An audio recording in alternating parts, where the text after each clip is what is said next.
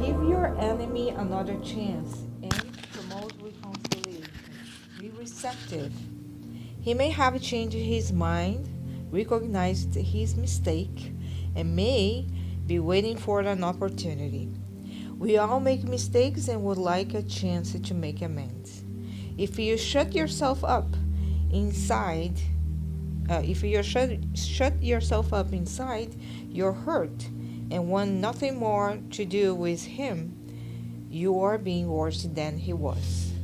Do not let self-love or wounded pride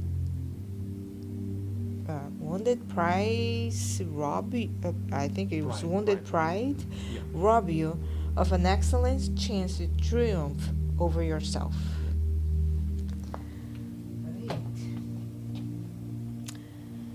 All right, so let us set our mindset. Start with our opening prayer.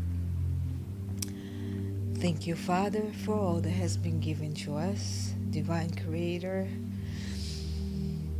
Heavenly Father, the all-powerful, all-merciful.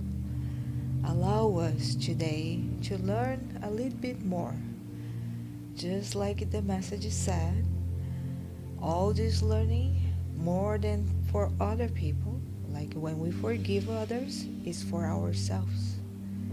It's for our own improvement and giving the chance for us to be better and to grow spiritually.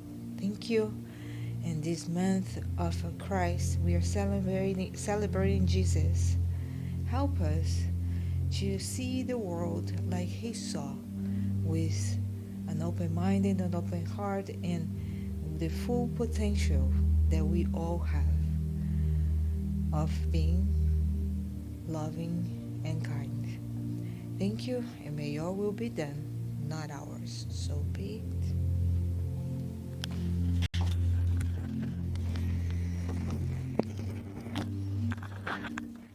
Very interesting, because the topic today is love your enemy. And we got the same message, the same passage in the Happy Life, So inspiration for today, guys, is the chapter 12 of the Gospel according to Spiritism, right? Where Kardec discusses the step, because the major commandment of Christianity is love. Your God, love God, of course, but that love God is more ethereal. But love your neighbor as yourself. So love all people around you and yourself, right? So those two things, right? But to be more specific, because some people would say, "Well, hey, I just leave the people that are close to me." He went one step further, and no, you have to love even those people that don't like you, that actually try to do harm to you, right? And that's the thing. Why is that? It makes no sense. Why you have, or Jesus is telling us to love the people that don't like us, or do harm to us, or want to, even go as far as killing us. So why is that in the gospel? That sounds like a very bad idea, right? It's a very, very bad idea from a perspective of practicality, right? And that's what we're going to be talking a little bit today, and why that's so important. Here comes the way. Here comes a few ideas that came today. First, everything you do when you do something, when people are teaching you, right, to do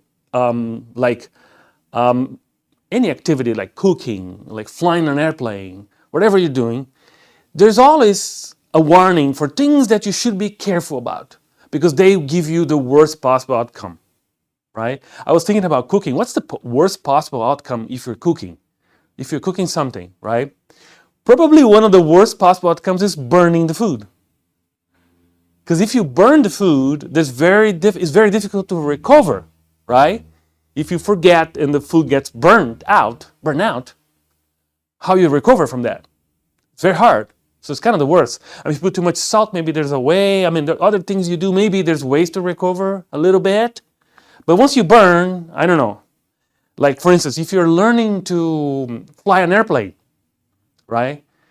And probably one of the worst things you can do is to stall the airplane. What's the stall? Stall is when the speed of the airplane is not enough to keep the airplane flying. So in that moment, the airplane, if it stalls, it starts falling like a rock. You don't want that, right? So you want to avoid and stall no matter what. And I think everything in life is like this. There's all these things that, whatever you're doing, if you're playing a game, right, there's probably some things you cannot do because you may lose all your progress if you do, right? So there's all those things about, being careful to not do the worst thing, right? And here's the thing. What is the worst thing for our lives? What is the worst? What is the worst that could happen to us? If we are on earth, if you're living on earth, what is the worst situation possible, right? And here's the thing. Yes, there is a situation that's worst possible. The situation is when we nurture a hateful relationship. It's the worst we can do. A hateful relationship is the worst outcome possible for a life on earth. You don't agree with me? Let's do some analysis. When we have a hateful relationship, we have two individuals that are interested in each other, because when you hate someone, you hate with a passion, right? And when you hate that person, you're attracted to that person. And if two people hate each other, they both think about each other, right? And they both usually take actions to engage, right? Well, in other times, people would believe that you could terminate the life of the other person, right? And you would get rid of it, right? There's even a situation in Kardec talks about in this chapter 12, something that, thanks God, we don't have anymore, which were the duels, right? Where actually it was legal for two people to disagree on something, and their honors were affected or something, and they would go to a duel and could shoot at each other in a situation where chances are one of them would not make it, right? Right? So here's the problem for us, Spiritists, for us, because the spirit never dies, because the soul never dies, a hateful relationship has no time to end. And when we think if the other person dies, it's the end of it, bad news, I have bad news for you. It didn't end at all. Because the person is as alive as you. He's just out of the body. Right? And in fact, might be able to do more harm than you imagine. Right? To all of us. And this is a situation that, only the awareness of a life that never ends, of a spirit, of a soul that never dies, will give you the idea and the understanding, the complexity, and why Jesus was so clear about don't get enemies. Don't love your enemy. Love even the people that do harm to you. Because when you do that, what happens? You don't engage. You don't develop the hateful relationship because you don't create the polarity.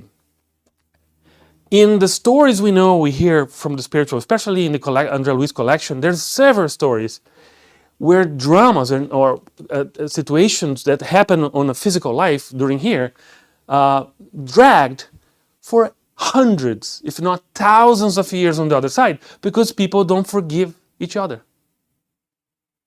If you find two people, right, that hate each other, and they might both be right because they have reasons, right? They were offended. one offended the other and the other offended the one, right? And the cycle of revenge continue, right? When does that end?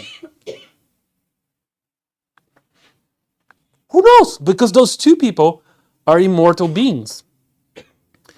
And what's going to happen to us as we live together on the other side? Because when we think about those people, what happens? They're part of our life. And that will go on it could go on for a very, very long time. Very, very long time. So, in a way, hate, it's the most dangerous trap we have in our heart. We don't think about that. Sometimes we think about financial ruin. We talk about that. We talk about disease. We all think that all those things are very bad for us, right? And we all think that those things, war, right? But really, the really most dangerous thing for us in this life is to nurture a hateful relationship. It's the worst. Because everything else, in a way, once we cross to the other side, because we are eternal beings, we live forever, right? We will recover, right? But all physical disease, financial ruin, whatever, those things are temporary, right? Because if you have a physical disease, it's going to go away. It only lasts maybe your physical life. Once you leave it, you're gone. You're good, right? But if you have a hateful relationship with another being, nobody knows how long it's going to take. And nobody knows the consequences, right? Because what happens, somebody said that, I forgot who says this. Eye for an eye, if you keep in the eye for an eye, at the end, everybody's going to be blind, right? Because eventually, destruction over destruction of destruction. And that's how we live. A lot of people still on earth, that's the law. That's why we still live. We have to give back, return, engage into fighting, engage into all the destruction, right? And we're surprised of the consequences later. We're surprised. So that's why this passage in chapter 12, Kardec really dissects these parts of the gospel. And I was even looking, Jesus said that about the lust on Matthew when he talks about if your eye is kind of very strong, right? This words imagine Jesus saying these words 2,000 years ago, like if your eye is caused to sin, pluck it out or tear it out, right? If your right arm, which is, remember the importance, the right arm was the good arm in the old days, and the left arm was the one that did the dirty jobs. Right, you always save the right arm to eat. Back then, 2,000 years ago, remember, 2,000 years ago, the hygiene was not the same as today. Well, some people still live on that. but the right arm was the arm that you kept clean because you would eat with it. And when you have to do hygiene of yourself, clean yourself or something, you would use the left. So the left arm had the dirty job to do the dirty things, and the right arm was the one you kept. Right. So losing the right arm is the arm you eat. And Jesus said, that's what the meaning. It was not the left arm. Because the left arm was, okay, maybe you can do without it. But the right was very important. Right? So he said in the gospel, it's better to lose your right arm than to commit sin. Because what he's talking about is, don't get into those confusions. Because you're going to stay in there until you solve them. And that might be a long, long, long, long, long time. Because as long as you develop that, you nurture that hate, you'll be consumed by it. Right? So Kardec doesn't use the same language, of course, in chapter 12, but the spirits tell us so specifically how to return compassion, to return charity for the evil that we receive. Right? And how important it is for us as souls, as spirits that never die. Right? That's why. If you understand it, that's why the language was so strong from Jesus. I think it's so because it's so important. And it doesn't mean that we should let people do whatever they want. It's not the case. But it's not developing hate. This is different. You can say no. You can enforce the law. There's many recipes of how to deal with people that do evil. But don't develop hate. You know the difference? Right? Right? You can send somebody to jail, but You don't need to hate them. You know, there's a difference between enforcing the law, doing what's right, preventing evil, preventing harm to be done, and hating. Right? Preventing harm to be done is the appropriate thing to do, right? Is to say, no, I'm not going to allow this to happen. I'm not going to allow this corruption to happen. I'm not going to allow this stealing to happen here. We'll do it the appropriate way to do. But I'm not going to allow myself to hate. And here comes the most difficult part, to not hate somebody that does harm to you, right? This is a difficult lesson that we'll all go through, right? Because at some point in our life, we're going to be wronged. Somebody's going to do something for us that's going to wrong us, do something bad for us. It's okay to do whatever is right and correct, but to not fall into the trap of developing hate, of allowing that relationship to become toxic and become engagement, right? That's why you even were to lose whatever, to lose. Jesus, in the famous passage in the gospel where he turned the other cheek, right? Or if they want your tunic, give them the tunic, and if they ask you to walk 1 mile, walk 2 miles with them. What is the message is, if there's no way, right, don't engage. Because you never know what that evildoer will do. If you engage with that individual, you will locked. You might be locked into that relationship, and you know for what, right? So isn't it amazing? Once you understand that life never ends, the gospel makes sense. Because it's telling you the recipe for a long life, right? Of success and happiness, right? But if you only see the single life, this moment, then it's kind of hard. It's kind of hard to fathom what those teachings have to do. With that in mind, we transition now to our passes. And we say thank you to everybody online. It's our last meeting of 2024. So Merry Christmas and Happy New Year for everybody. See you soon.